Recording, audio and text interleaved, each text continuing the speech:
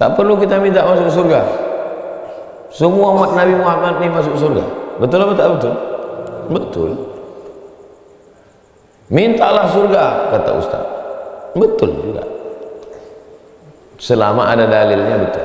Kalau tidak ada, berarti dia mengada-ngada. Kullu ummati yadkhulunal jannah. Semua umatku masuk ke dalam surga. Lalu yang tidak itu siapa? Illa, kecuali man aba. Kecuali orang yang aba. Aba dalam Al-Quran, wa idh qulna lil malaikati isjudu li adama fasajadu illa iblis aba wastakbar. Aba, enggan, tak mau. Ketika kami katakan kepada malaikat, usjudu li Adam, sujudlah kamu kepada Adam, fasajadu, semua sujud, illa iblis, kecuali iblis. Aba, tak mau dia. Aba padanan katanya al-imtina. Imtina dari kata mana yamna'u, imtana'a yamtani'u, mencegah, tercegah, tak mau ikut. Qila, lalu kemudian qala yaqulu, berkata. Qila yuqalu, dikatakan. Ada orang yang berkata, tak disebut namanya. Wa man ya'ba ya Rasulullah, siapa yang enggan itu, yang tak mau ikut itu siapa ya Rasulullah? Apa kata Nabi? Man ata'ani dakhalal jannah. Siapa yang taat kepadaku, man ata'ani, siapa yang taat kepadaku, ikut apa yang kukatakan, dijauhinya yang kularang, dakhalal jannah, maka dia masuk surga. Wa man asani, siapa yang melawan. Isi ajaran ini cuma dua: suruh, larang, amar, nahi. Wa ma atakumur rasulu fakhudhuhu wa ma nahakum anhu fantahu. Tak banyak isi ajaran Nabi ini, cuma dua: suruh, larang. Yang suruh buat, yang larang jauh. Habis, tak banyak-banyak kaji. Man ata'ani, siapa yang taat pada yang dua ini, dakhalal jannah. Wa man asani, siapa yang melawan, tak mau ikut, yang disuruh tak dibuat, yang dilarang dibuat, faqad aba, itulah orang yang aba. Jadi hadis itu dijelaskan oleh hadis itu sendiri, sama macam ayat dijelaskan oleh ayat sendiri. Itulah kualitas yang paling tinggi. Siapa itu aba? Di ujung nih, man ata'ani dakhalal jannah wa man asani faqad aba. Siapa yang taat kepada Allah, ikut. Siapa yang melawan kepada Rasulullah, faqad aba, itulah orang yang enggan. Rawahul Bukhari. Hadis ini ada di dalam kitab Sahih Al-Bukhari. Mengapa orang tidak mau ikut perintah Nabi dan tidak mencegah dirinya dari larangan Nabi? Satu, karena hawa nafsu. Aku sebetulnya percaya sama Nabi, tapi cemana lah Pak Ustadz, dorongan hawa nafsu. Yang kedua, kalau yang pertama ini fasik, yang kedua ini lebih berat. Aku tak percaya sama Nabi itu kafir. Suruh sholat, larang minum khamar. Kau kenapa tak sholat? Saya sebetulnya percaya sama perintah sholat nih Pak Ustadz, tapi berat kali saya, fasik. Yudhillu bihi katsiran wa yahdi bihi katsiran.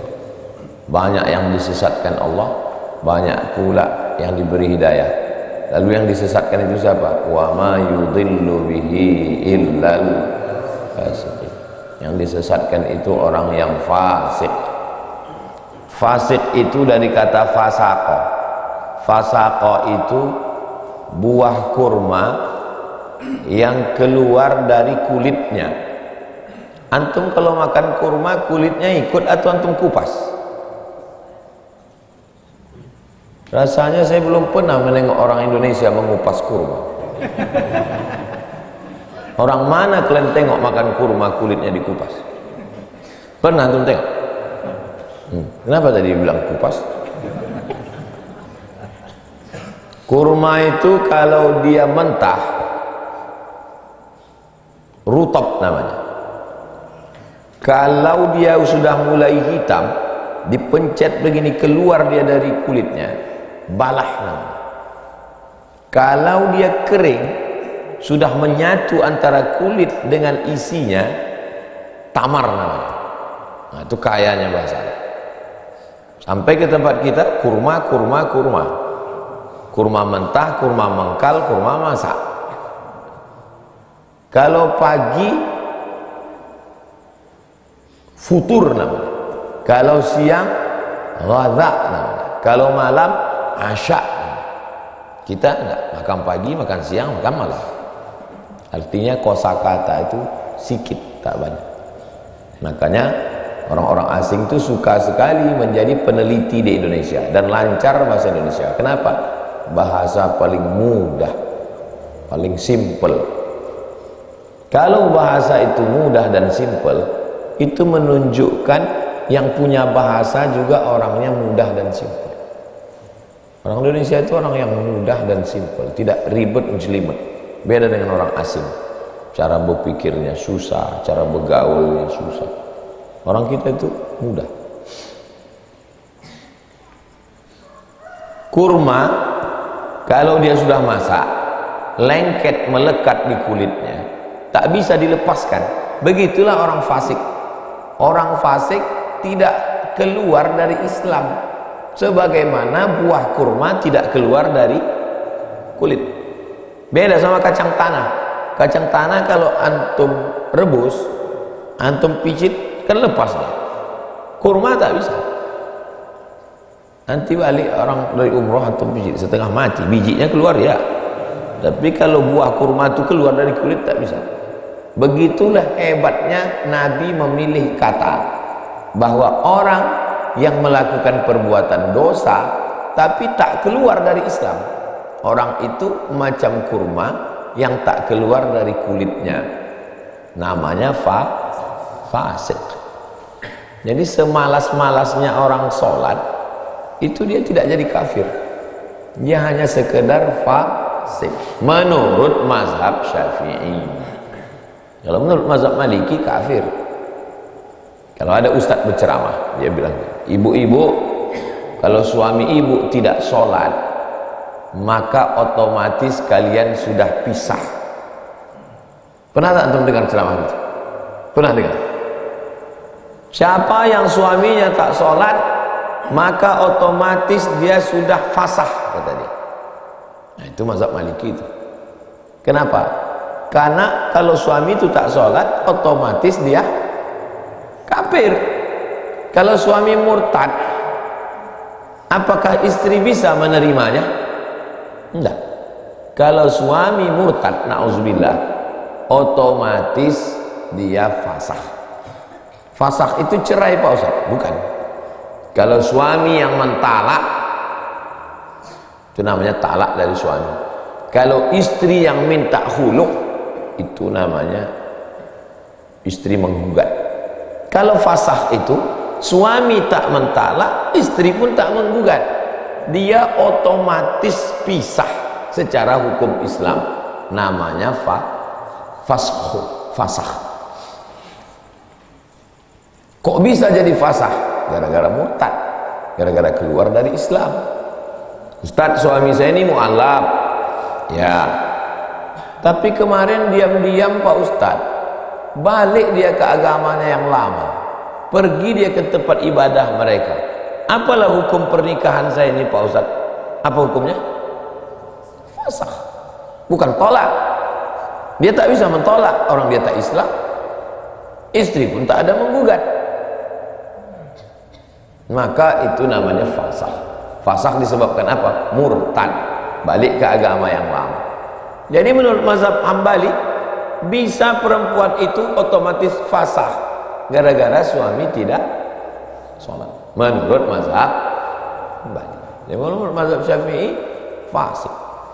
kok gitu, saya mazhab Syafi'i aja lah Pak Ustaz.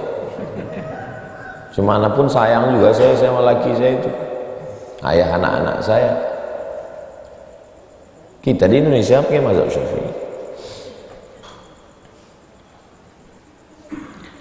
Level yang paling rendah, ikut perintah, jauhi larangan.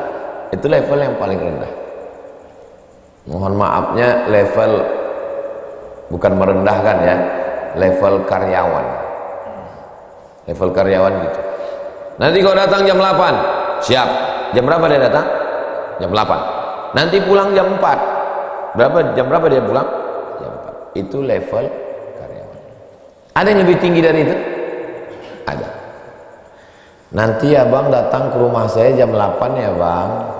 Jam berapa sih abang itu datang? Jam 6 udah datang. Itu level apa namanya? Itu namanya level hub. Itu cinta. Jadi kalau ada orang datang ke masjid, masuk Jumat jam 12.30, jam 12.30 dia datang, itu imannya level apa itu? Kalau dia cinta tak gitu. Jam 11 sudah duduk dia, sholat sunat, baca Al-Kahfi, baca Yasin, berzikir. Karena yang dia cari itu adalah cinta Allah. Makanya yang paling tinggi itu adalah hub. Qul, katakan ya Muhammad SAW, in kuntum tuhibbunallah, kalau kalian cinta kepada Allah, fattabi'uni, ikuti aku. Apa balasannya? Yuhibbukumullah, Allah membalas cinta kamu. Wa may yartadda minkum an dinihi, siapa yang murtad meninggalkan agamanya, fasawfa ya'tillah, maka Allah akan mengganti.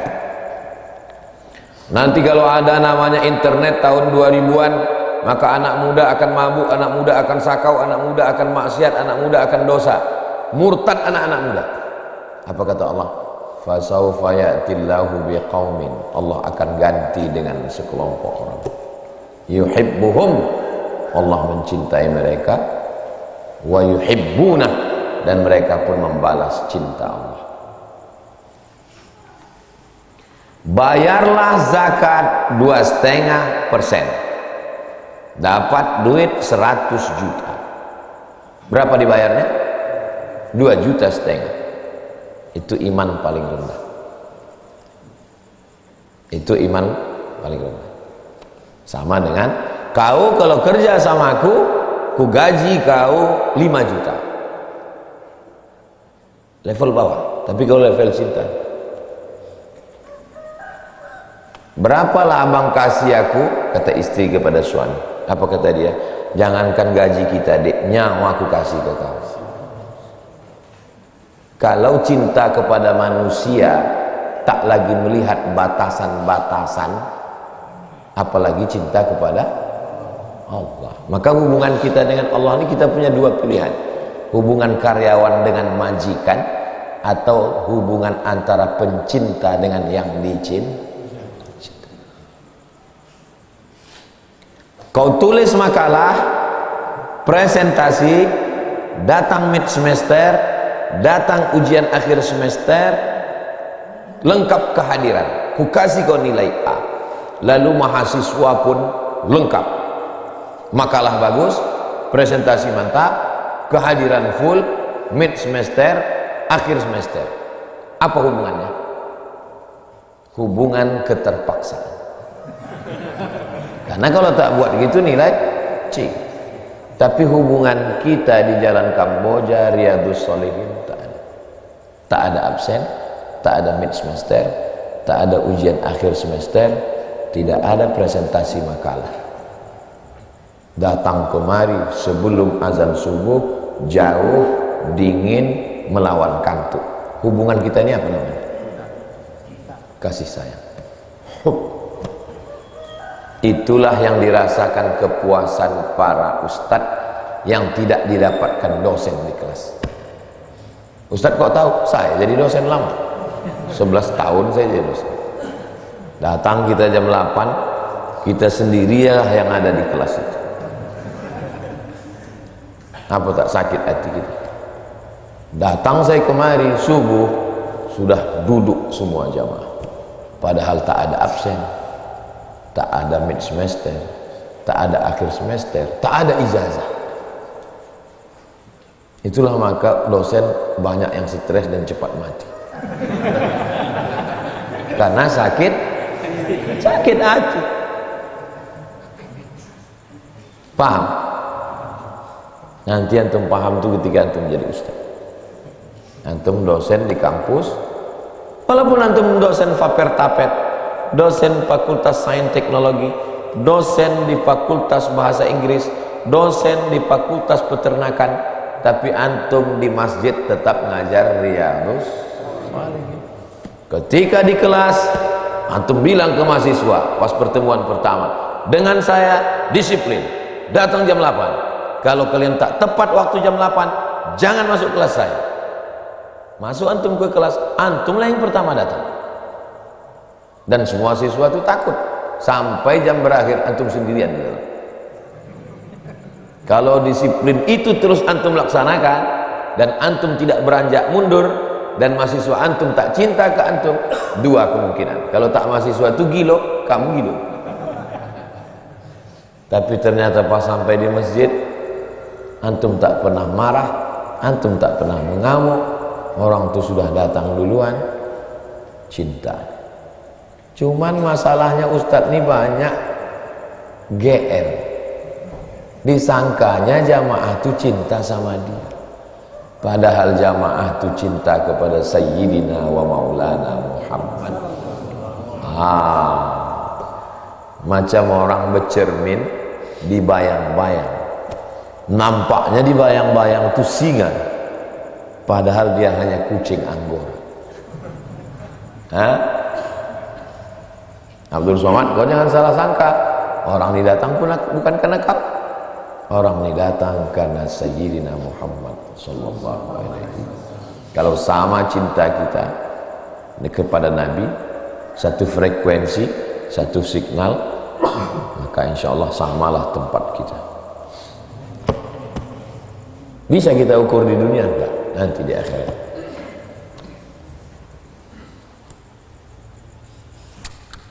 (159)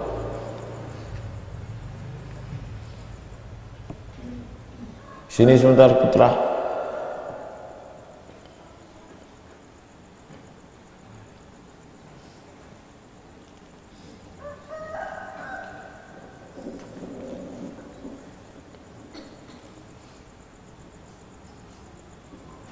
Ada tamu 20-an, suruh Sunedi menyiapkan piring 20, bolehkan lontong 20.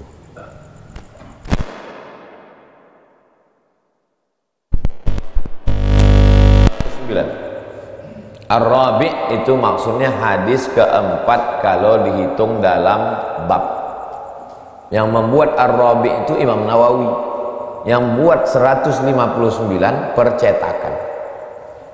Anda tahu nanti pas ngajar ditanya, Ustaz, apa beda 159 sama Ar-Rabi'? Sama aja, itu masalah angka aja itu. Ar-Rabi' itu Imam Nawawi. Yang 159 penerbit percetakan. An Abi Muslim, dari Abu Muslim. Wa qila biasanya pendapat kedua, second opinion. Jadi kalau dalam fikih qala al-Imam Syafi'i, itu pendapat pertama. Pendapat kedua, qila dikatakan, ada yang mengatakan Abu Iyas, ada yang mengatakan Abu Muslim, ada yang mengatakan Abu Iyas. Kau yang ngajar tadi siapa? Abu Mizyan.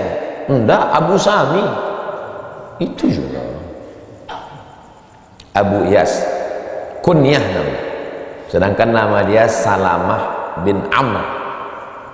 Banyak nama Arab yang bunyinya perempuan, sebetulnya orangnya laki-laki. Salamah bunyi laki-laki, bunyi perempuan, bunyi perempuan, tapi itu laki-laki. Atiyah bunyinya Atiyah, bunyi perempuan, tapi itu nama laki-laki. Di Al-Azhar ada mufti besar namanya Syekh Atiyah Saqar, laki-laki. Syekh Atiyah Al-Abrashi, laki-laki. Salamah, laki-laki. Sampai ke Indonesia, Atiyah jadi perempuan. Kuliah ke Mesir, bingung dosen. Kok masuk kelas laki-laki kau?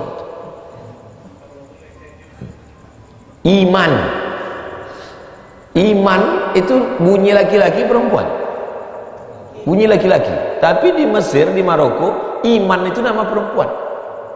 Ada anak Indonesia namanya Iman Mursalin, ini absen.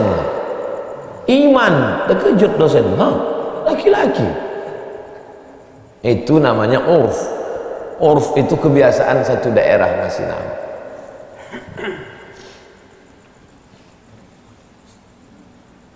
Salamah bin Amr bin Aqwa, anna rajulan, ada seorang laki-laki, akala, makan, inda Rasulillah, di samping Rasulillah sallallahu alaihi wasallam, bishimalihi, makan dengan tangan kiri, makan dia tangan kiri, kibus, kidal busuk. Faqala, apa kata Nabi? Kul, makanlah engkau, biyaminik, makanlah kau pakai tangan kanan. Ini dalil sedang makan boleh bicara. Jadi ada video saya dengan Pak Fadil, mantan wali kota Bukit Tinggi, wakil wali kota Padang Panjang, ngobrol sedang makan. Saya tengok di YouTube tuh, di komen orang, sedang makan kok ngobrol. Khaliful Yahud, bedakan diri kamu dengan orang Yahudi. Pokoknya bedakan dengan Yahudi. Yahudi kalau makan diam. Maka kata Nabi, bedakan, maka ngobrol. Tapi jangan pulak-pulak kali sampai berserak-serak nasi itu.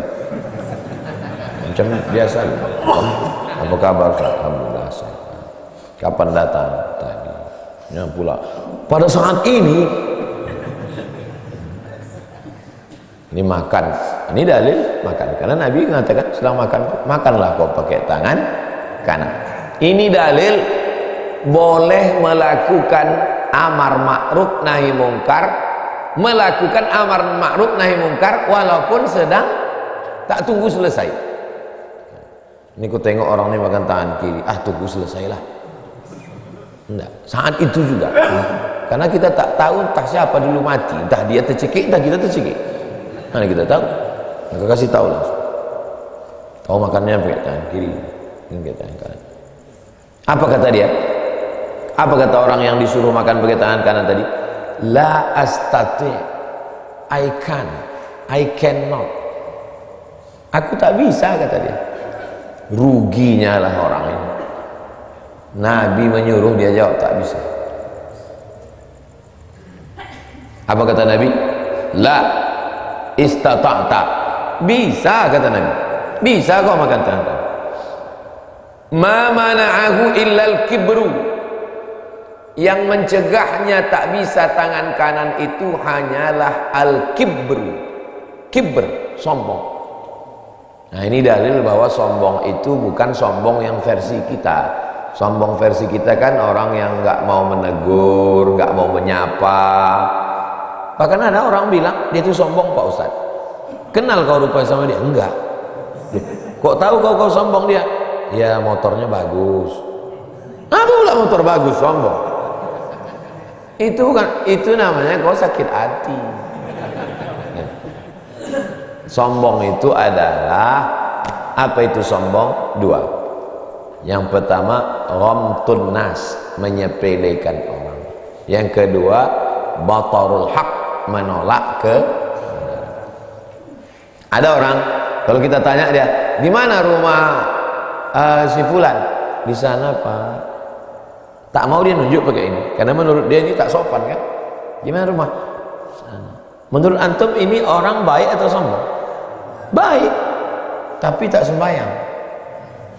Baik apa sombong? Sombong. Menurut tradisi kita orang ini baik, cakapnya lembut, tak pernah keras. Ada perempuan cakapnya lembut, Macam-macam tak bernyawa nih. Di mana ya tempat ustadz biasa ngisi pengajian? Sana. Lembut, tapi tak bertudung. Baik atau sombong? Sombong. Gimana letak sombongnya? Batarul haq, menolak ke. Jadi Islam itu datang memberikan definisi yang baru ke kita tentang sesuatu. Itulah Islam. Islam itu memberikan definisi yang baru. Kalau kaya berarti disayang Tuhan. Kalau miskin dibenci Tuhan. Kalau sehat disayang Tuhan. Kalau sakit dibenci Tuhan. Sebelum Islam begitu cara orang berpikir. Itu si anu itu sakit, itu dilaknat Tuhan tuh. Begitu Islam datang, apakah sakit itu tidak ada? Sakit tetap ada. Lalu apa bedanya setelah Islam datang? Islam memberikan cara pandang yang baru. Bahwa sakit belum tentu laknat. Sakit bisa jadi menghapus dosa. Sakit bisa jadi mengangkat derajat. Sakit bisa jadi Allah ingin engkau dapat pahala ridho. Sakit banyak kemungkinan. Siapa yang mengajarkan itu? Islam. Kalau kaya dapat nikmat, kalau sehat dapat nikmat, kalau berkuasa dapat nikmat. Sebelum Islam begitu cara orang berpikir. Setelah Islam datang, kaya, sehat, hidup, kuasa belum tentu nikmat, tapi bisa jadi laknat. Namanya Jadi jangan, kalau orang salah paham kalau dia hijrah. Ada orang hijrah, tapi yang hijrah itu baru dagunya sama mata kakinya, otaknya belum ikut hijrah. Waktu dia hijrah otaknya tak dibawanya. Itu setelah dia hijrah dia bingung sendiri. Aku setelah hijrah ini kok sakit ya, bisnisku kok down ya, kok gitu aku mabuk lagi lah. Makanya kalau hijrah itu total pemahamannya, pemahaman, jangan terjebak pada simbol-simbol. Ma mana'ahu illal kibru, yang membuat dia tidak mau merubah dari tangan kiri ke tangan kanan itu, kata Nabi, al-kibru. Kibr dari kaburo, besar. Kibru merasa besar. Pak Haji, janganlah makan pakai tangan kiri, Pak Haji. Yang nyuruh nih mahasiswa, tinggal di masjid, yang masjid itu yang bangun Pak Haji. Kira-kira Pak Haji itu mau tak makan pakai tangan kanan? Sebetulnya kalau dia melihat yang menyampaikan ini adalah umat Nabi Muhammad dan yang disampaikannya itu adalah hadis Nabi, semestinya dia langsung makan tangan kanan. Tapi karena kibrunya, syukur tak dipecatnya, alhamdulillah. Kok diteleponnya ketua masjid, selesaikan nih gitu.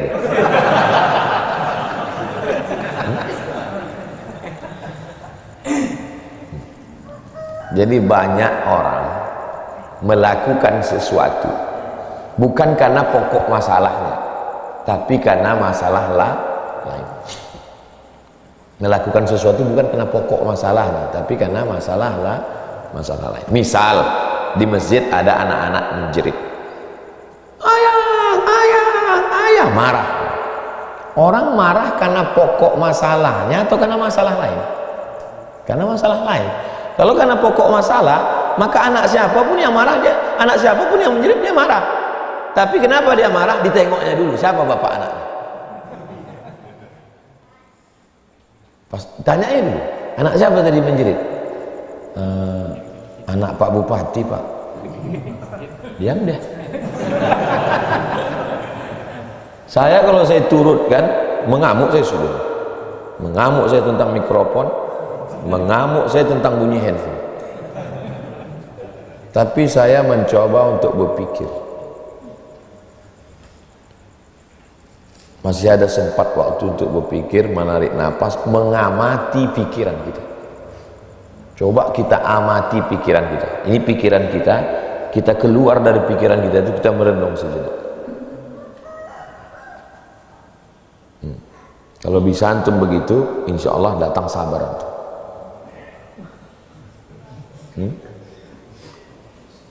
Faham?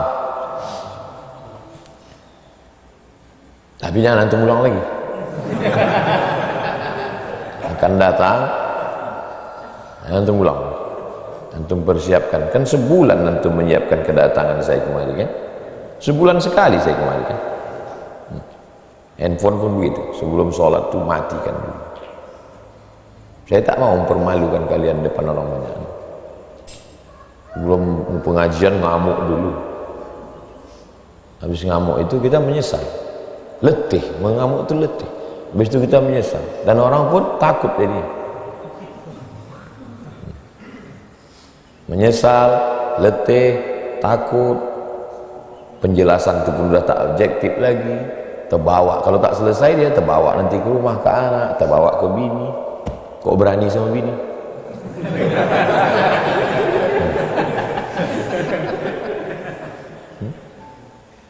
Jangan membawa satu masalah ke lain. Ada orang sebetulnya bininya salah, mau mengamuk dia tak berani, dia amuknya mahasiswa. Sampai ke kampus salah semua mahasiswa. Makalah ini salah nih, halaman 1 ini salah ini salah ini sampulnya kok gini. Mahasiswa pun heran, kenapanya bapaknya? Rupanya di rumahnya tak selesai. Begitu juga sebaliknya. Jangan karena tak berani sama mahasiswa, takut dilaporkan Komisi Perlindungan Mahasiswa, di rumah mengamuk-ngamuk. Ke bini takut, anak jadi korban. Jadi coba kita berpikir jernih. Salah satu berpikir jernih itu zikir. Ala bidzikrillahi tatmainnul qulub. Orang yang tak Islam, dia tidak berzikir, kata dia meditasi. Pejamkan mata, kosongkan pikiran. Mana bisa mengosongkan pikiran? Kosongkan nampak rekening listrik, nampak token, nampak kredit, mana bisa? Tak ada orang bisa mengosongkan pikiran. Yang paling rasional itu ya Islam. Apapun yang ada dalam pikiran kita ini, kita berzikir. Afdhalul dzikri fa'lam annahu la ilaha illallah, la ilaha illallah. Termasuk ngaji itu juga zikir. Antum dengan segala permasalahan antum, masalah di rumah, masalah keluarga, masalah di kampus, masalah di masjid, masalah di kos-kosan, ketika antum datang ngaji, antum sedang keluar dari masalah antum dan antum sedang berada di dalam kotak namanya Riyadhus Shalihin. Makanya banyak orang yang stres, depresi pas ngaji sehat. Orang yang kena insomnia tak bisa tidur pas pengajian tertidur. Kenapa? Karena dia out of the box, keluar dari kotak. Ini ada kotak, dalam kotak ini gas bocor. Kalau sampai gas itu bocor, orang bisa mati di dalam. Waktu saya di Mesir, itu di kamar mandi Mesir itu ada tabung gas untuk memanaskan air, karena bulan Desember, Januari macam ini musim dingin. Kalau mau mandi itu panaskan dulu air. Pemanas air itu ada yang pakai gas, ada yang pakai listrik. Yang pakai gas bocor, gas tuh meninggal nih. Karena tak terasa di dalam itu. Yang tahu ada gas bocor itu adalah orang luar. Orang luar lah yang tahu. Berapa banyak istri yang KDRT, ditekan, dipukul, diintimidasi sama suaminya. Dia tidak sadar karena dia orang lain yang melihat. Loh, kok tertekan ini? Komisi Perlindungan Perempuan. Dan kabarnya sekarang sudah ada juga Komisi Perlindungan Suami. Saking banyaknya suami ini yang tertekan oleh istri yang menuntut skincare.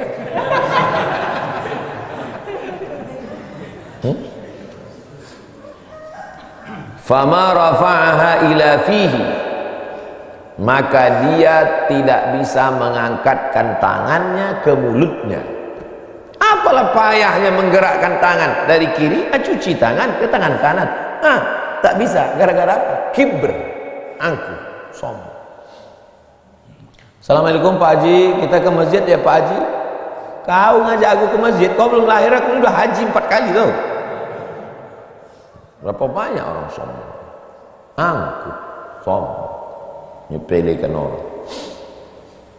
Saya pulang Ada dulu alumni Timur Tengah, sombong yang minta ampun. Udah mati udah. Gak mau tahu sama orang. Saya pula tabiat saya, memang saya agak lain sama orang lain. Orang lain kalau ada nengok orang sombong itu kan didekatinya, apa kabar Pak? Saya enggak. Ada orang sombong tak, saya balas pula. Sampai akhirnya setahun, 2 tahun, 3 tahun, lama-lama saya viral. Belum viral kali, setengah-setengah viral. Duduk di tengah ini bupati. Sebelah kanan saya, sebelah kiri dia. Pas selesai sholat, diambil bupati itu mic dari imam, dikasihkannya ke saya. Kasih bupati itu ke saya bantai berdoa entah 15 menit. Semua doa saya bantai. Waktu itu memang tak ada khusyuk saya. Allah pun tahu itu bukan kepada Allah untuk membantai dia sebenarnya. Kan habis acara itu makan, barulah saya disapa, apa kabar ini, dalam hati kan, baru tahu kau. Antum kalau disombongi orang, jangan rendahkan diri antum, karena antum tidak layak untuk direndahkan. Kalau antum disombongi orang, maka tunjukkan prestasi antum. Kalau antum disombongi, misalnya ada mahasiswi sombong kan, jangan antum bilang kaulah satu-satunya. Bodoh kali kau.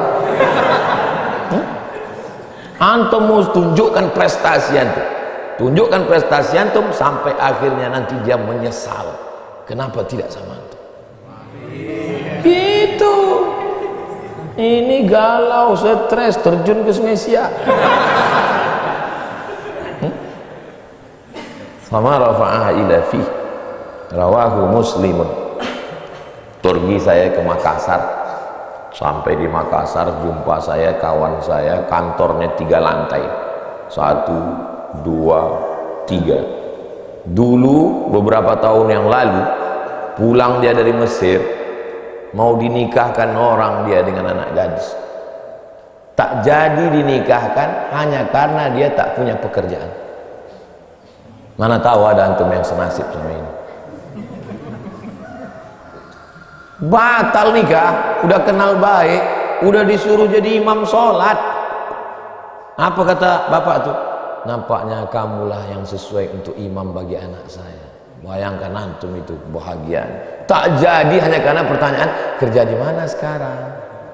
Tiba-tiba dia punya kantor 3. Pas saya tahu, duduk saya di mejanya. Inilah teman saya yang sudah punya kantor 3 lantai. Saya berharap ditonton itu sama, share ini ke grup-grup, saya bilang. Nampak. Tapi ada yang kurang kantor kau nih, saya bilang. Apa kurangnya? Tulis di atas, tunjukkan prestasimu sampai dia menyesal. Begitu. Ini letoy loyo.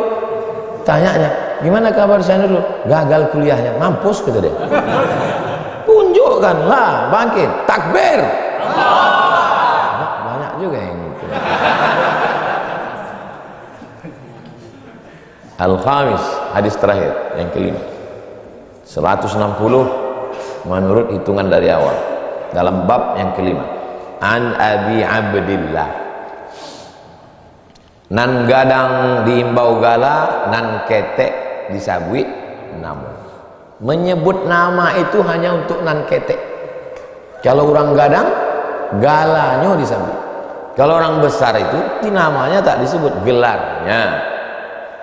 Begitu juga dalam Arab, nama itu tak dipanggil, yang dipanggil itu Abu Fulan, Fulan. Nama itu tak dipanggil. Kita mesti paham tradisi orang. Kenapa Ustaz pakai Abu ini, Abu? Memang begitu tradisi. Abu Abdillah. Kenapa jadi Abi? Karena ada an, huruf jar. An Abi Abdillah. An-Nu'man bin Bashir. Nama dia Nu'man bin Bashir. Kalau manggil dia, ya Abu Abdillah, Nu'man bin Bashir. Qala radhiyallahu anhu, dia berkata, sami'tu Rasulullah sallallahu alaihi wasallam yaqul, aku mendengar Rasul bersabda,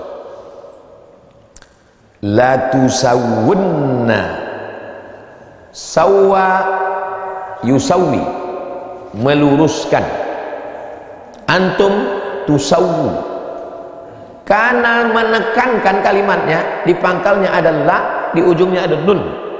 La in syakartum la azidanna, la tusawunna. Lam taukid sama nun taukid, penekanan makna.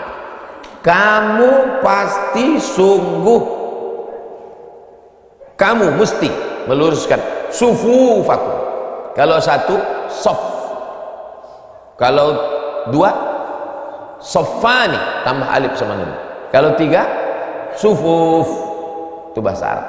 Kalau bahasa Indonesia satu sof, kalau banyak sop-sop.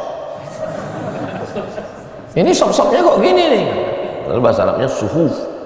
Kalau satu sof, tak ada alif di situ. Sod dengan fa, sof. Makanya kalau ada imam luruskan sof, antum mesti angkat tangan, Pak Imam, tak ada alif di situ. Luruskan sof. Kenapa Pak Imam panjang tadi? Aku bukan pakai bahasa Arab, ini bahasa Indonesia. Apa pula kau kritik aku tadi? Kau pikir kau aja yang ngaji? Mana tahu antum dikritik orang nanti pas pulang ke kampung. Luruskan sof.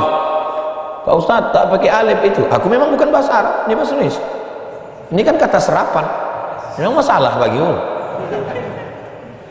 La tusawwunna sufufakum. Luruskanlah sop kamu. Kenapa kalau tidak diluruskan sop? Atau la yukhalifannallahu baina wujuhikum. Allah akan membuat kamu nanti bermusuhan, berikhtilaf. Ternyata lurusnya sop itu berpengaruh terhadap hubungan muamalah kita. Luruskan sop. Kalau nanti tidak lurus sop, nanti kita akan berkelahi, bertengkar.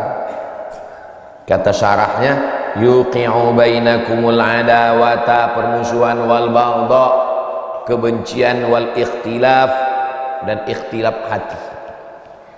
Luruskan sop. Lurus sop kanan kiri. Apakah mesti menempel Pak Ustadz? Hadis takriri.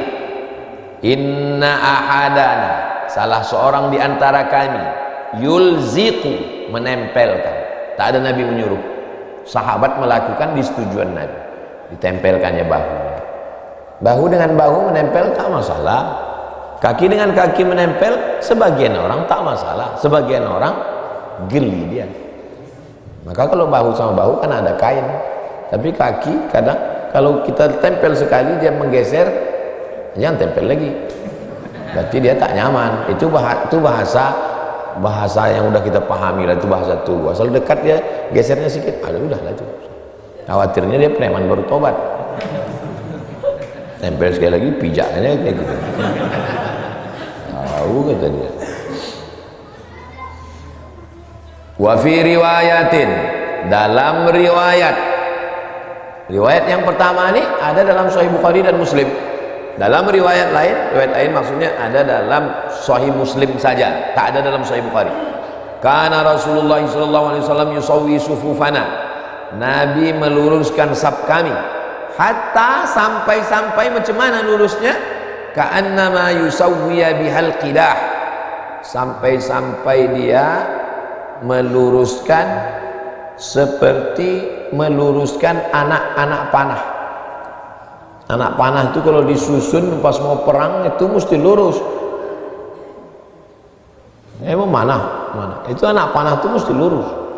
Nah, tak ditengok lagi tuh. Tuh. Tak mungkin anak panah berserak cari-cari, mati dia ditembak orang.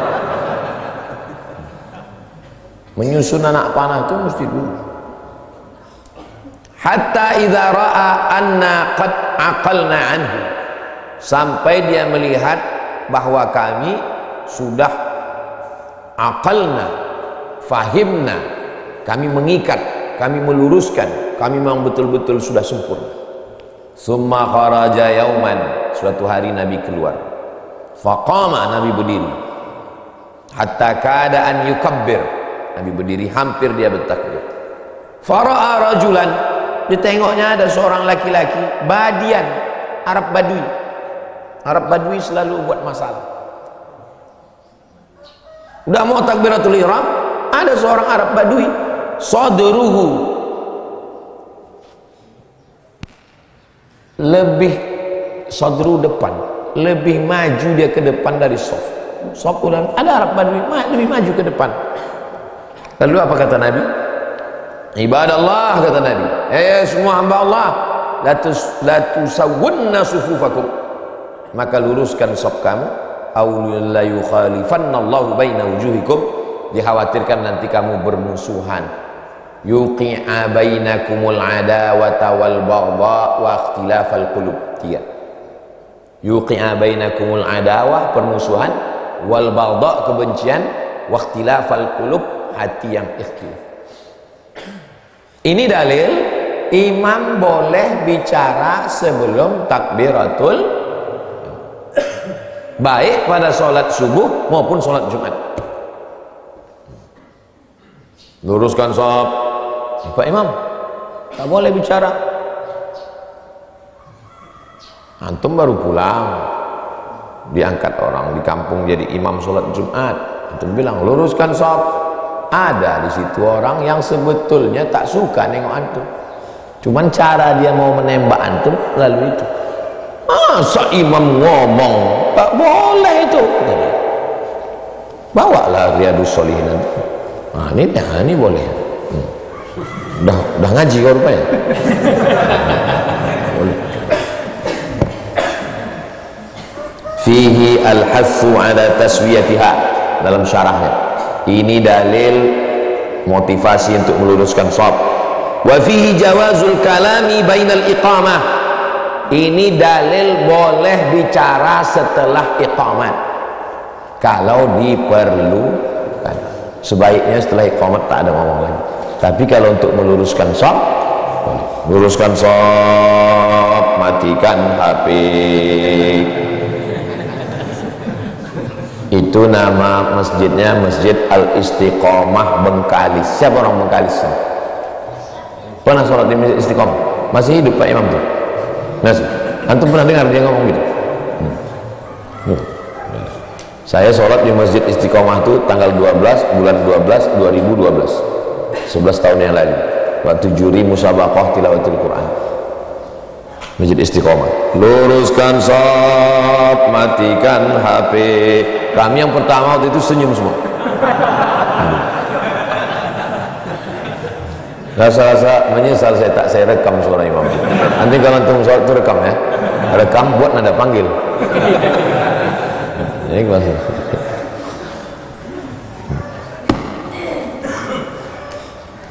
Itulah hadis kita kaji subuh ini, 3 hadis. Pertemuan akan datang hadis yang ke-6, hadis yang ke-11, hadis yang ke-6, hadis yang ke-161 kalau dilihat dari awal. Selanjutnya kita jawab beberapa pertanyaan, habis itu kita sholat sunat Isyraq.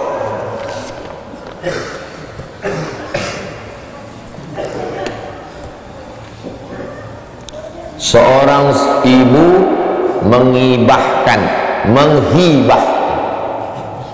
menghibahkan sebidang tanah pada anaknya. Qadarullah anaknya itu meninggal. Apakah anaknya masih dikeluarkan hibah? Beda hibah sama wasiat. Hibah itu langsung berpindah hak milik. Kalau wasiat menunggu mati. Saya seorang ayah, lalu saya hibahkan tanah ke anak saya. Kau kukasih tanah 25 kali 25, langsung berpindah hak milik. Urus ke BPN, akte notaris, pindah surat tanah. Badan Pertanahan Nasional pindah surat tanah. Kalau wasiat tak begitu. Kuwasiatkan tanah ini untuk engkau. Kapan baru diurus suratnya? Mati saya, barulah berpindah. Ternyata yang menerima wasiat lebih dulu mati, maka wasiat batal. Paham? Wasiat batal karena dia mati duluan sebelum yang memberi. Sedangkan hibah ini gara-gara kacau, kurang paham antara hibah dengan wasiat. Sekarang orangnya meninggal, maka tanah ini siapa pemiliknya? si anak pemiliknya. Walaupun secara administrasi pemerintahan belum dirubah namanya, tapi kalian hai ahli waris paham bahwa tanah ini milik almarhum, maka tanah itu dibagilah kepada ahli waris. Si ayah dan si ibu dapat. Anak ini udah nikah atau belum? Belum nikah, maka ayah, ibu dan saudara kandung ahli warisnya. Jelas? Minta doanya, sama-sama doakan ibu kami yang hari ini 40 hari. InsyaAllah di akhir majlis kita kirimkan Al-Fatihah, kita doakan semua yang sakit, yang meninggal insyaAllah. Apakah sesama anak tiri menjadi mahram? Si A duda beranak 1, si B janda beranak 4. Memang ditunggu bapaknya. Judul lagunya Baranak Ampe dan Nanti Juga. Awalnya lagu dia judulnya Kutunggu Jandamu, rupanya beranak, lalu berubah lagu dia, kata dia Baranak Ampe dan Nanti Juga. Setelah Ampe anaknya meninggal lakinya, nikahlah orang ini. Tak ada di sini, ini saya menjelaskan biar mudah. Si ibu punya anak. Ketika si bapak ibu ini menikah, apakah anak mereka menjadi mahram? Maka jatuh cinta anak si bapak ini, laki-laki, dengan salah satu anak ini, boleh menikah orang. Saking semangatnya Ustaz. Boleh menikah. Paham? Gimana lah dia manggilnya Pak Ustaz? Ya biasalah, manggil atuk, manggil nenek. Itu kan tak terlalu ribet. Yang ribet itu pernah saya dikirim WA, saya seorang laki-laki menikahi seorang janda. Janda ini punya anak, lalu anaknya itu menikah dengan ayah saya. Bagi saya, apa ini maksudnya? Bagaimanakah saya memanggil mertua saya? Dan bagaimanapun antum pernah dapat WA itu? Jelas? Ini tidak. Kalau antum lajang nikah dengan janda, anaknya itu sama antum anak apa namanya? Anak tiri, mahram.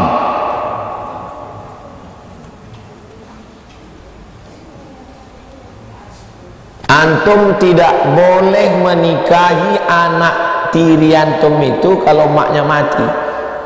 Kalau antum, maaf cakap, sempat duhul, berhubungan dengan maknya, menikah antum, duhul dengan maknya, mati maknya, anaknya itu gadis cantik, tak boleh antum nikah dengan dia, mu'abbad, mahram yang kekal abadi.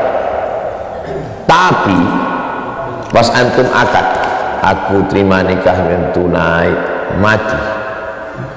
mati maknya itu, anaknya gadis, kata anaknya, sama aku aja lah Pak, kata dia. Tapi belum duhul, maka bisa.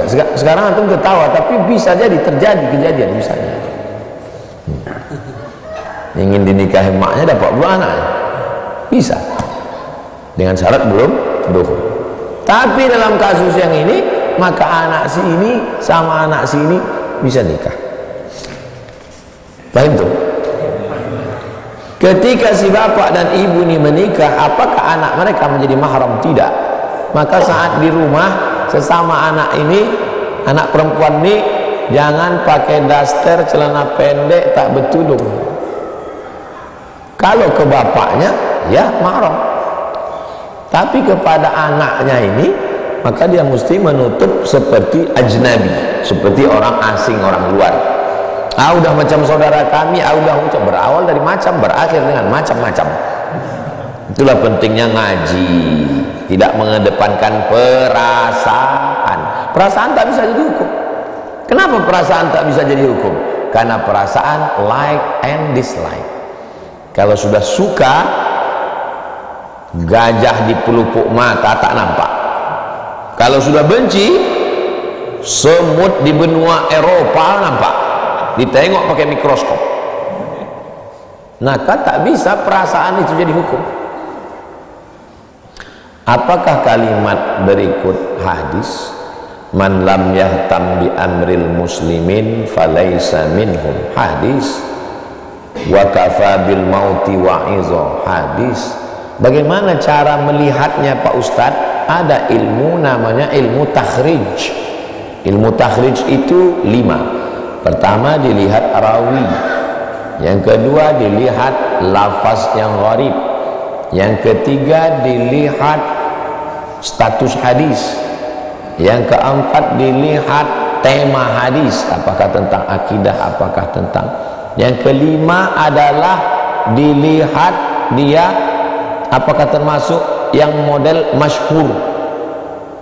Ada kitab-kitab khusus yang masyhur, diantaranya Imam Al-Ajluni, Kashful Khafa wa Muzilul Ilbas Ammashtahara ala Alsinatin Nas. Kita tengok di hadis masyhur-masyhur nih, masuk saja. Saya sudah tulis buku takhrij itu. Saya diminta dulu Pak Kadar untuk mengajar takhrij. Assalamualaikum Pak Kadar, saya baru pulang dari Maroko, kasihlah saya satu mata kuliah. Nanti ngajar mata kuliah takhrij hadis. Saya tulis buku, jadi satu buku. Nanti kalau Pak Kadar minta saya ngajar, ini bukunya. Sampai sekarang tadi mintanya saya ngajar. Ada bukunya di rumah. Saya kalau diminta orang serius langsung jadi buku takhrij 5 cara mencari hadis. 5 metode ini hilang gara-gara apa? Google. Antum tulis di Google, langsung antum ketemu. Wa kafa bil mauti wa'iza. Wa kafa, itu makanya hadis mesti hafal agak 3 kata dapat. Wa kafa bil mauti wa'iza, enter, dapat. Kafa bil mauti wa'iza, cukuplah kematian sebagai nasihat. Banyak yang memuat kafa bil mauti wa'iza. Kafa bil mauti wa'iza, cukup. Banyak yang memuat kafa bil mauti wa'iza.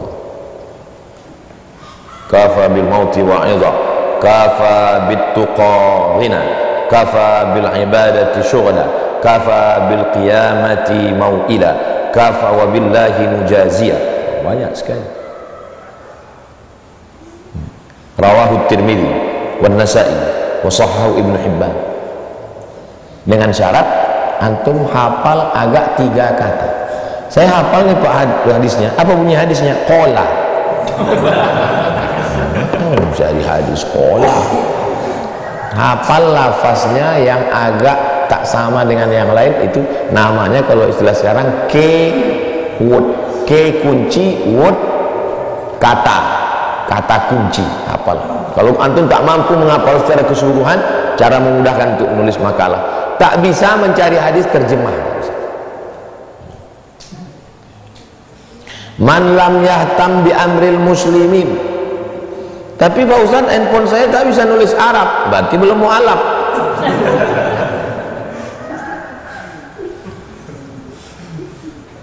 Antum belajar ulumul hadis, belajar mustalah hadis, itu untuk memudahkan ketika berinteraksi dengan aplikasi.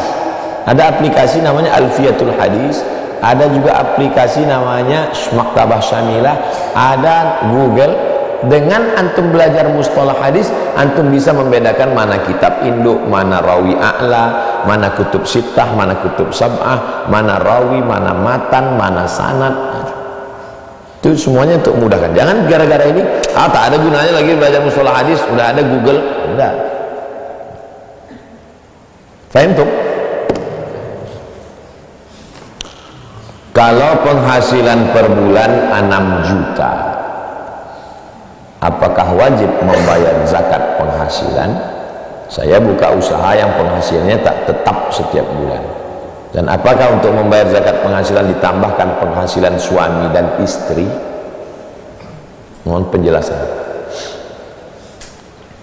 Kalau 1 bulan 6 juta, 10 bulan 60 juta, 12 bulan 72 juta. sedangkan nisab zakat emas 85 gram.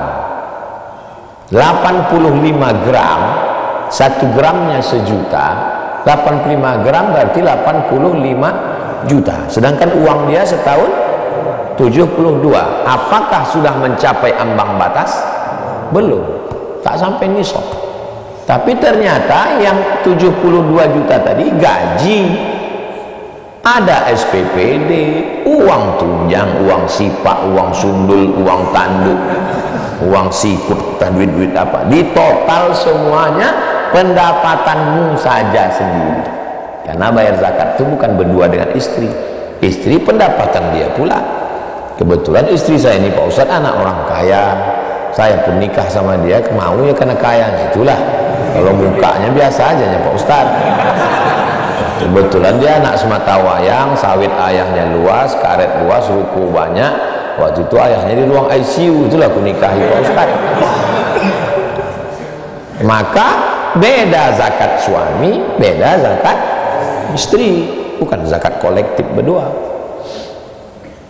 Tapi yang cara hitung dagang beda.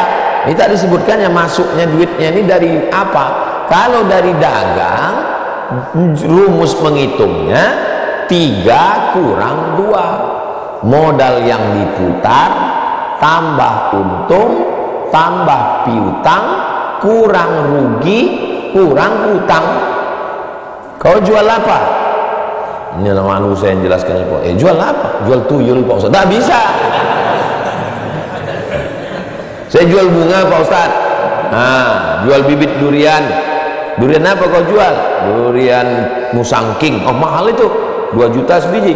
Nah dihitung semuanya.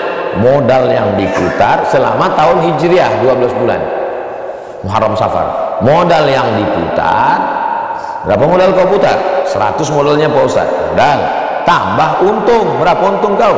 Untung 50, 150. Tambah piutang yang di tangan orang.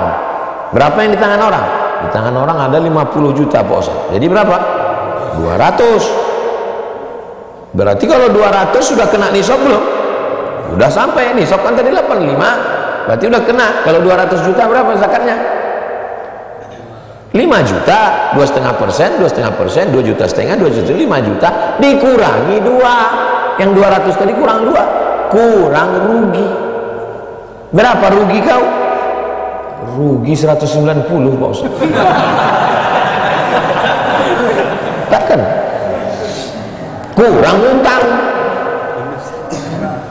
Utang kau berapa? Utangku 50 juta Pak Ustaz. Utang yang terkait dengan jual bunga ini. Utang rumah, utang mobil jangan masukkan ke sini. Ini lain ini. Maka kalau ada orang, kau kenapa tak berzakat? Aku masih banyak utang. Utang apa? Utang mobil, utang rumah. Ini tak masuk karena yang terkait dengan dagang itu saja. Jurusnya 3 kurang 2. Kalau udah dipakai 3 kurang 2, tengok nisab. Lewat di atas 85, keluar zakat 2,5%. Saya anjurkan bayar zakat itu seminggu sebelum Ramadan. 3 manfaatnya. Pertama, menolong saudara kita yang susah supaya bisa puasa Ramadan. Ada yang dia makan untuk sahur buka puasa. Yang kedua, mudah ingatnya. Karena kalau bulan lain lupa kita. Kalau Ramadan, seminggu lagi mau Ramadan. Yang ketiga, dapat pahala keutamaan Ramadan. Bagi yang selama ini bulan-bulan lain, saya anjurkan beralih. Saya dari dulu seminggu sebelum Ramadan untuk memudahkan.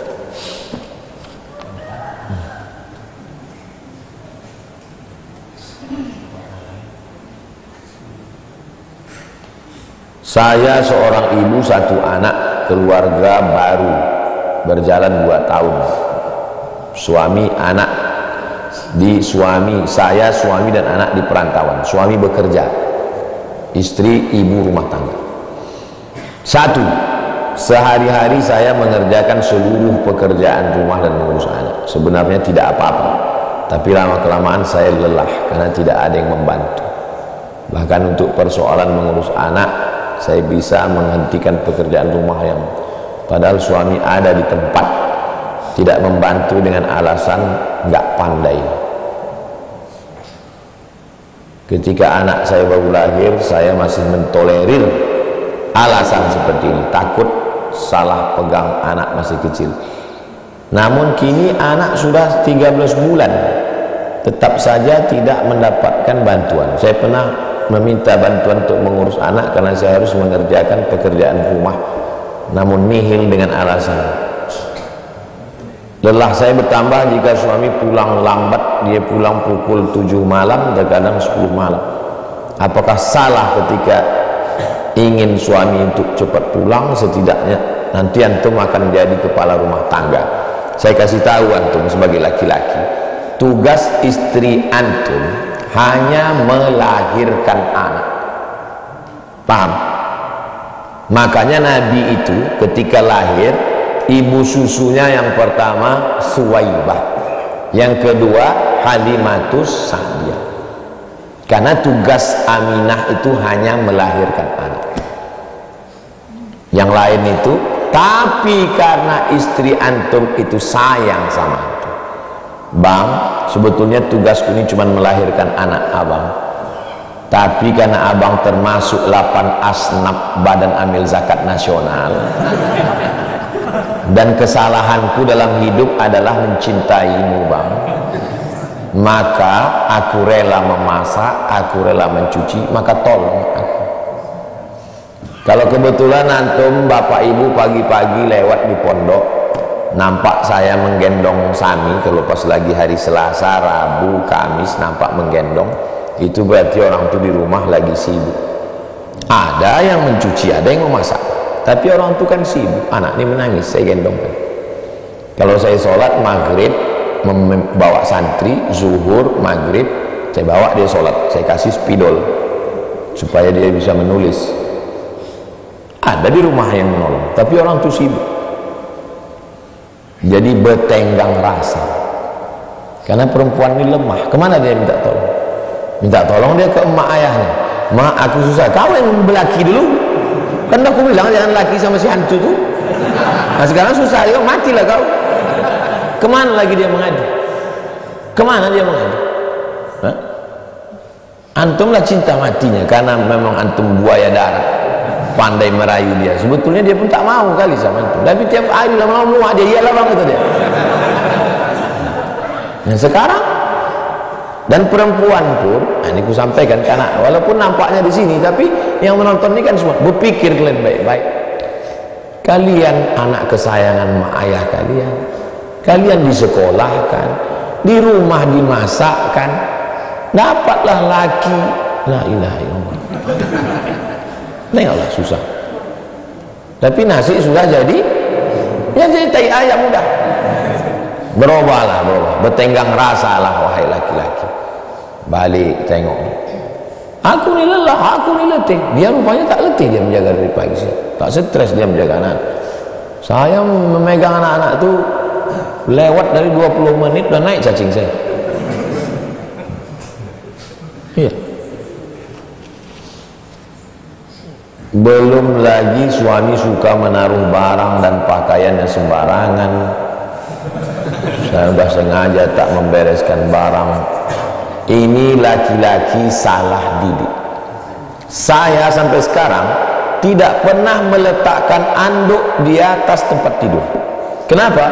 Karena mak kami dulu tak boleh meletakkan anduk di atas tempat tidur.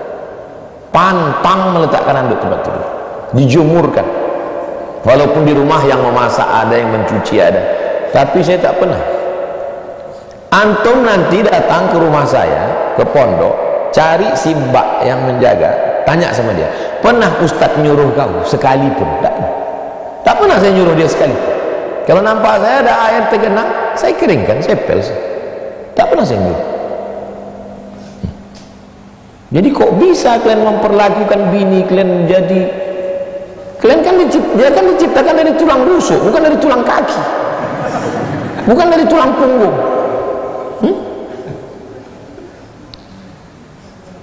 Sepatu tempat sepatu, pakaian kotor tempat pakaian kotor. Saya kalau pulang saya tadi malam dari Aceh, pakaian kotor saya ambil, saya tempatkan pakaian kotor. Makanan-makanan saya bungkus, ini untuk si fulan, ini untuk si fulan, ini untuk si fulan. kan diserahkan semua ke bini. Siapa yang mendidik begitu? Yang mendidik begitu mak saya. Jadi kalau kalian dapat mak yang baik, insya Allah anak-anak baik.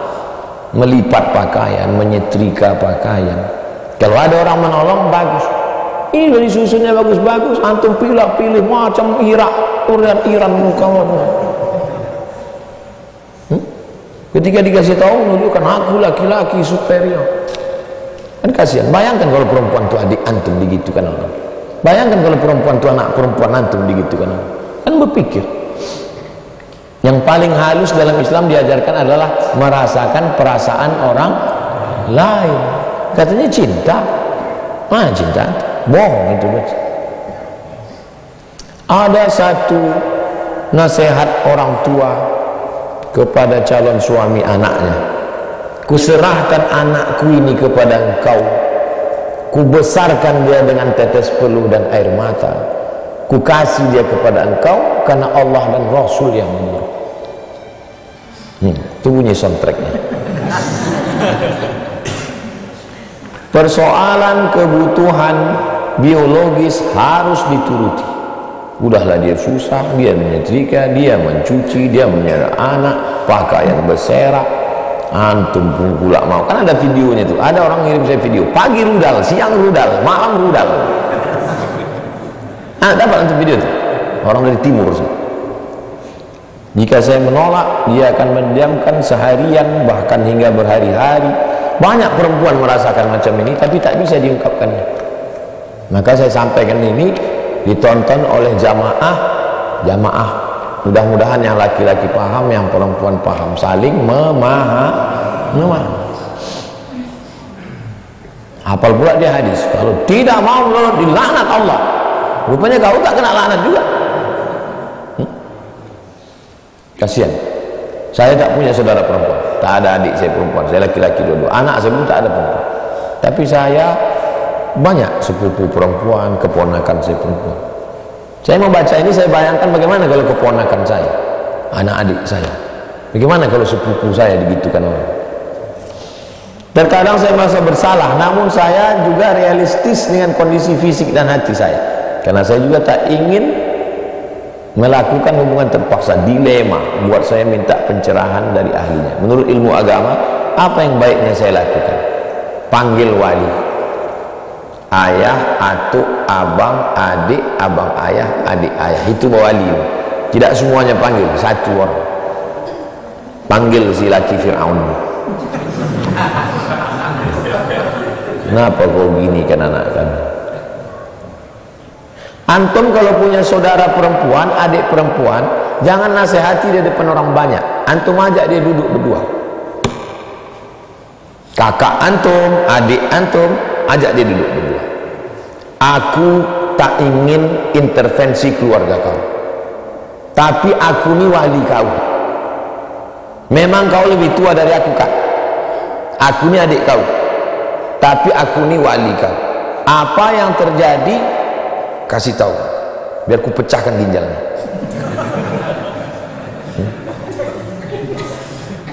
Jangan biarkan dia stres dia, depresi dia, diminumnya racun. Udah banyak antum baca kejadian orang minum racun, diracunnya semua anaknya kan. Stres dia, depresi, susah dia. Kan kasihan. Tanya. Saya kalau bicara sama keponakan saya, sama anak saya, tidak depan orang banyak, berdua. Pas libur sekolah, habis sholat subuh, saya ajak dia berdua, empat mata. Gimana kau di pondok? Sehat wak? Kawan-kawan di kelas tuh gimana? Di asrama gimana? Ada membuli kau? Ada mengejek-ejek kau? Enggak ada, baik semua. Iya. Kalau dia mengejek kau, dibilangnya kau hitam, bilang atuk kau hitam. Kalau diejeknya kau pakai mulut, ejek dia pakai mulut. Ada dia main tangan?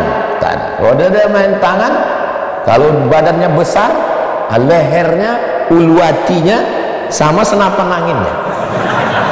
Lehernya itu pakai ini. Kalau dia main tangan, kau mulai jangan, tapi bela diri. Lehernya itu sini. Uluatinya itu sini. Kaki kau tuh, lutut kau ke apa? Begitu kan? Jangan banyak dibiarkan dia dibully, disakiti. Yang perempuan pun gitu. Gimana kau di sekolah? Tanya anak saya. Gimana kau di sekolah? Berapa orang? 30 bah, kata Haziq. Ada yang nakal mengganggu-ganggu, ngejek-ngejek? Enggak ada bah. Baik semua? Iya. Mana orang berani membuli Haziq? Dia yang paling besar di situ.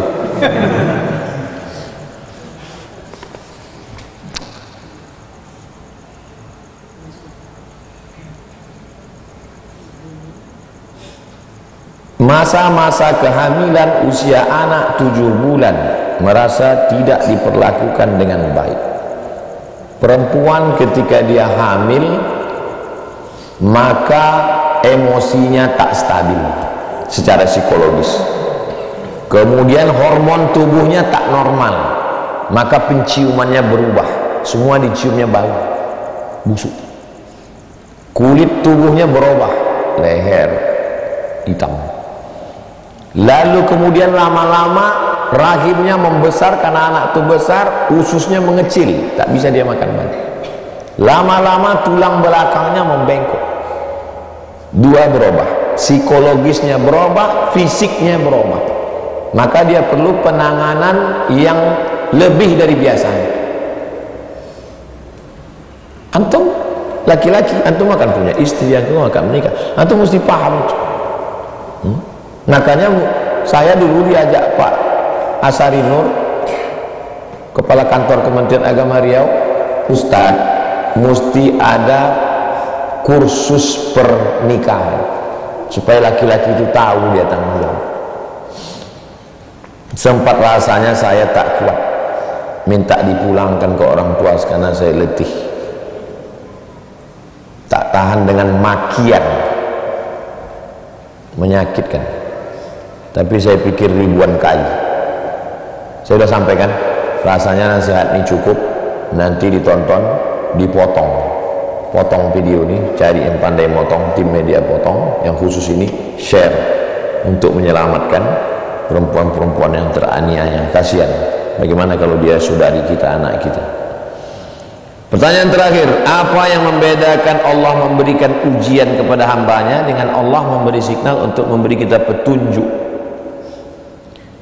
Pertama, panggil wali supaya dinasihati dia. Kalau dia tidak berubah juga, nasihat sekali lagi.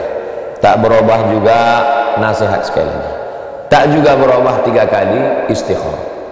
Ma khaba man istakhara wa ma nadima man istasyara. Minta petunjuk dari Allah Subhanahu wa taala. Jelas? Jangan aneh. Wastahlaltum furujahunna bi kalimatillah. Perempuan itu menjadi halal karena Allah. Kata Nabi sebelum meninggal, an-nisa, an-nisa, perempuan-perempuan. Kenapa perempuan? Karena perempuan itu lemah. Jangan sampai perempuan teraniaya. Mudah-mudahan kita tidak termasuk orang yang zalim, insyaallah. Amin ya rabbal alamin. Al-hadziniyah, untuk niat yang baik-baik. Al-Fatihah. A'udzu billahi minasyaitonir rajim. Bismillahirrahmanirrahim. Alhamdulillahi rabbil alamin. Arrahmanir rahim. Maliki yaumiddin. Iyyaka na'budu wa iyyaka nasta'in. Ihdinas siratal mustaqim. Siratal ladzina an'amta 'alaihim ghairil maghdubi 'alaihim waladdallin. Amin. Allahumma shalli ala sayyidina Muhammad wa ala ali sayyidina Muhammad. Allahumma awsil thawaba ma qara'nahu min suratul Fatihah. Ya Allah, sampaikanlah pahala bacaan surat Al-Fatihah ila arwahi abaina wa ummahatina, kepada almarhum orang tua kami yang sudah mendahului kami, wali masyaikhina, guru-guru kami, wali musannifina, para pengarang kitab yang kami baca, wali jami'il muslimina wal muslimat min masyariqil ardi ila magharibiha. Allahumma ja'al kuburahum rawdatan min riyadil jinan, la taj'al kuburahum hufratan min hufarin niran. Allahumma aftah bainana wa baina qawmina bil haqqi wa anta khairul fatihin. Bukakanlah pintu hati kami, pintu hati jamaah yang belum mendapat hidayah. Allahumma hdi qaumana fa innahum la ya'lamun. Berikan hidayah ya Allah. Ya Rabbi bil Mustafa balligh maqasidana wa ighfir lana ma madha ya wasi'al karami. Ya qadiyal hajat, engkau yang menunaikan hajat. Ya rafi'ad darajat, engkau yang menunaikan segala derajat, engkau yang mengangkat derajat, engkau yang menunaikan segala hajat. Iqdi hajatina. Rabbana taqabbal minna innaka antas samiul alim wa tub alaina innaka antat tawwabur rahim. Sallallahu ala sayyidina Muhammad wa ala alihi wasallam walhamdulillahi rabbil alamin. Taqabbalallahu minkum inna minkum taqabbal ya karim. Usalli sunnatal isyraq rak'ataini lillahi ta'ala.